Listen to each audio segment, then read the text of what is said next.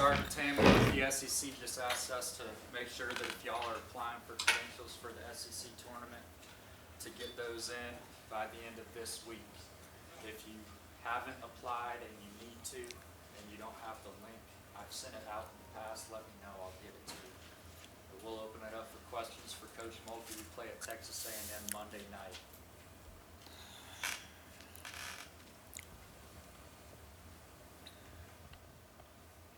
Yeah, obviously just going against their front court again and Barker and Ware. Just what have you seen from A&M and over the course of the season, and how do you feel like y'all have done against bigger opponents so far?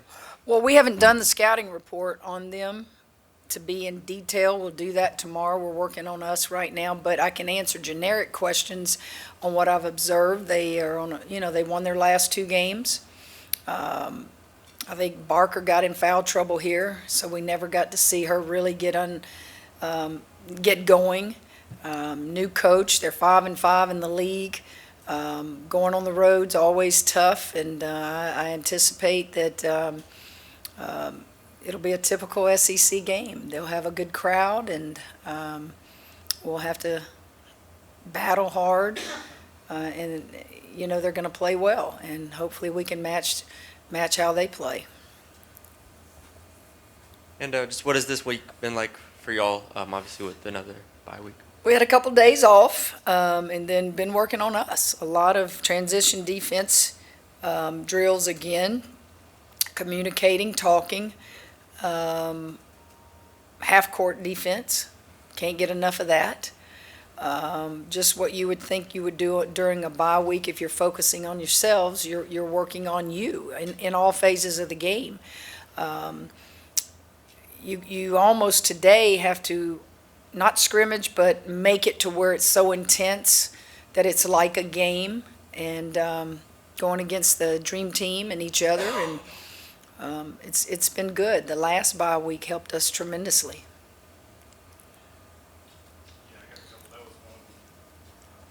Yeah, the bye week last week, if I remember correctly, it was a lot of communicating and soul searching and kind of let's figure it out kind of stuff. Has this one been more basketball since then? Yeah, it's a lot of defense again, and it'll be a lot of defense today with some control break stuff as well.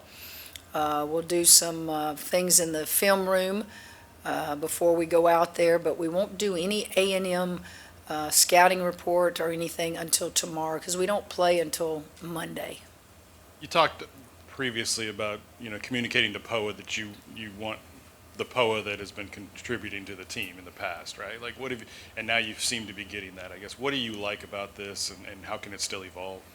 Well, I think confidence. I think she's playing with a lot of confidence, and the 11 press is what made me change the lineup. She is really good as the protector in the back of that press, and when we pressed very little last year, I always wanted Poe in there instead of Alexis Morris. She just has great anticipation skills, and she got to start in the second half, and then she did some things really, really good defensively that kept her on the floor, and that is Poa's game. And when you're confident, you want to stay on that floor, and obviously your play dictates you stay on that floor.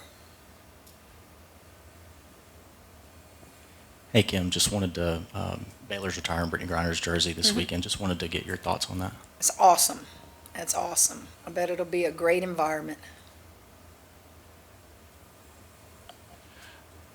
Kim, with the, you may disagree, but it seemed like y'all defense really led to offense, especially in the first half of the Vanderbilt game, and the second half of the Alabama game. It was key. Do you think, in your mind, is a light coming on for your team, that they're seeing the benefits of, obviously they love to play offense and they're very good at it, but are they seeing the benefits of what the defense can do to help them? Well, the press you haven't seen much of in the 3 years I've been at LSU. We went to that not in desperation. We were down 10. We just needed to move. We just needed to have some activity, and the press makes you do that. There have been games of late where I see progress on the defensive end, and I just think that when we can do that, Scott, we are better. We're a better team when we can do some good things defensively. And hopefully these days that we have to work on us this week, it'll register. I still think that transition defense can be better. Our half-court defense really right now is better than our transition defense. And if we can just communicate and talk and help each other and get that area better, I think we'll be a better team.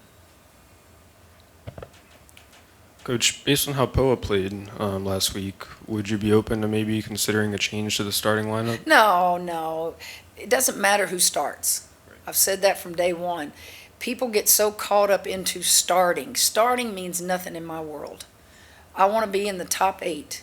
And Poa is in the top 8. She's always been in the top 8, even when she's not playing the type of ball that she is now.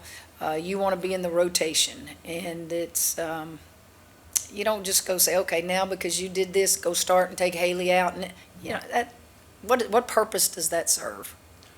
We've talked a little bit about dribble penetration and trying to stop dribble penetration. How is she good at that? How does she help y'all in that regard? Poa takes angles and puts herself in a position to take charges. Poa,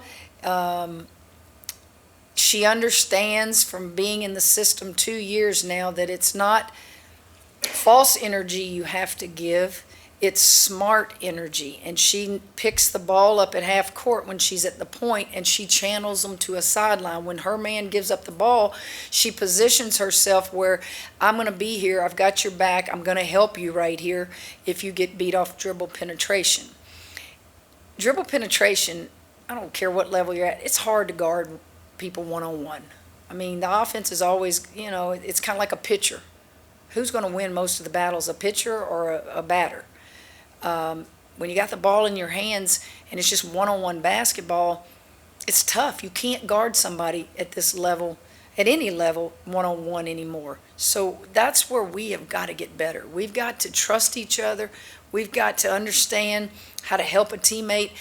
I always say this, 5 players need to guard the basketball at all times. And sometimes we don't do that.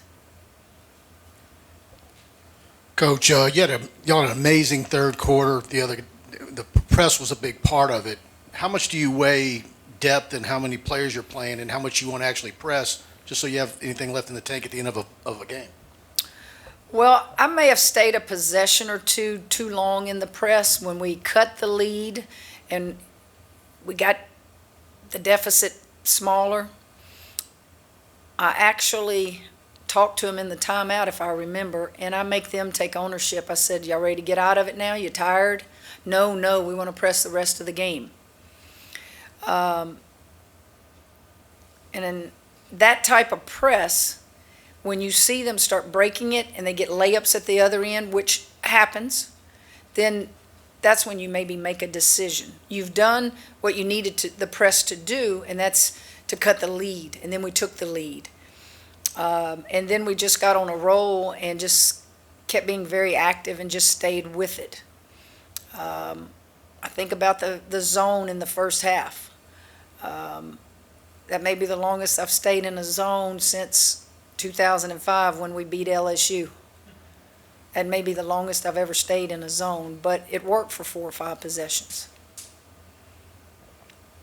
Coach, I was just thinking about the last 2 Alabama games, for example. They seemed to shoot well in the first half, and then you stopped them in the second half. Are you not getting off to maybe the starts you'd like, or defensively? We have been. If you go prior to the Alabama game, I've liked our starts, and I think I've acknowledged that. Sometimes you just have to acknowledge the other team can get off to a good start too, and I think Alabama was just, as I said in the press conference before we played them, they were playing good, and they've been shooting it good. And that didn't surprise me. I know in February sometimes you talk about that's the month when people start getting a little tired, but it seems like you are getting longer breaks. Is that new between games? Is that helping? Or I just think it's the way the bye weeks work out. You never know when you're going to have your bye weeks. We don't know that until the schedules come out. But this is the grind month. the grind mentally, physically. Everybody's trying to win one or two more games to finish in the top of their conferences, go to conference tournaments. And it's especially difficult for young players because most of them just finished high school and they're playing for state championships now. We're not even finished the conference. And so it's all new. It's all new. And that's why this bye week, we have to make sure we get as much out of it as we can. Yeah, I guess in that same vein, and you kind of touched on it, you liking what you're seeing from Michaela as far as conditioning goes, and is Janae giving you kind of what you want with your rotation? I think Janae's minutes obviously have gone up as the season has progressed. She has great length and she has athleticism, and she's being very aggressive when she goes in the game, and I like that. There was a point, to answer your question about Michaela, there was a point in the Alabama game, I think the second quarter, where I thought all of them looked bad. They all looked out of shape. And there was a timeout, and I let them know that. I said, look at all of you huffing and puffing out here. And we hadn't even pressed at that point. So it's just a grind right now. Some of them are mentally tired. Some of them, probably physically tired, because you think how hard you have to play. This has been going on since, October. And I just have to stay after it. Kim, the growth in chemistry between Angel and Anissa seems to be at a pinnacle as of this point. What have you liked about it most, and do you think those two are playing at a level inside together to where you guys can really contend come March? I think Maro and Angel are two of the more athletic post players you're going to see in the country together. We may not be the biggest, but we're very athletic. And I think you saw Maro recognized so many times in that Alabama game when her shot wasn't falling, she started dishing the ball off to Angel. I love seeing that. And you already know Angel will find you if you're open. She's one of the more unselfish players to try to give up her shot to get somebody else's shot. I think Maro and Angel are both up for some national awards defensively, as they should be. Maro, undersized post player, she has very good anticipation skills. She'll steal a ball on the perimeter when you think that pass is open. She very rarely gets buried down. She will work really hard to pull the chair out from under them and try to three-quarter or front them. And then, of course, Angel with bigger size, she will probably sometimes have lapses at the top when people are screening guards, and we need to do a better job of being a better teammate up there until our perimeter player can get through the screen, either the top of it or below it. And that's just focus. That's just focus to do it every time. I've got a question about, over your overall philosophy. I guess, how do you balance telling your team to crash the offensive glass with them also getting back in transition defense? How do you balance those two things? Well, they can't push it up the floor if you go to the offensive boards and score. They got to take it out of bounds, right? So you work on that, because what happens, Reed, a lot of times when we're preparing to play a team that pushes us in transition and they shoot a lot of threes, we stop going to the offensive boards. And so consequently, we'll stop in the middle of practice and we'll go, so only these two are going to go to the offensive boards because y'all worrying about transition defense? Well, you teach and you tell them, if you go in there and you get that offensive board and you get a putback, they got to throw it out of bounds. You got plenty of time to get back. So it's just making them understand an offensive putback will prevent those quick passes up the floor, and you don't have to worry about getting back so fast.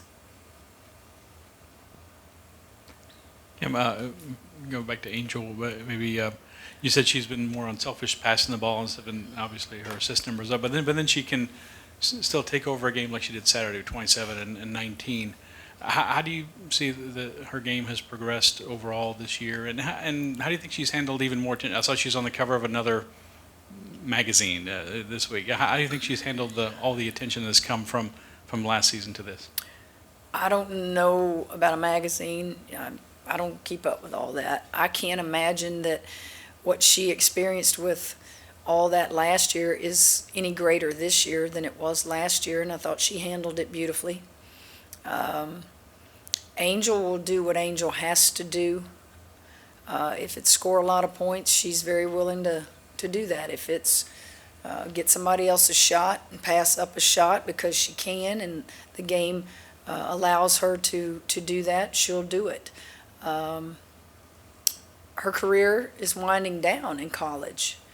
And so you start counting probably in her mind how many more games I have in my college career, and every game is maybe magnified more. I don't know. I'm just answering based upon my experience, and what a lot of seniors say is that it's a sense of urgency for me now. Kind of in that same vein, Flau'jae had a local Super Bowl commercial with Gordon. That was a big deal to her. How is she handling kind of her rap career still? And it was new to us all last year, but now is it settled in?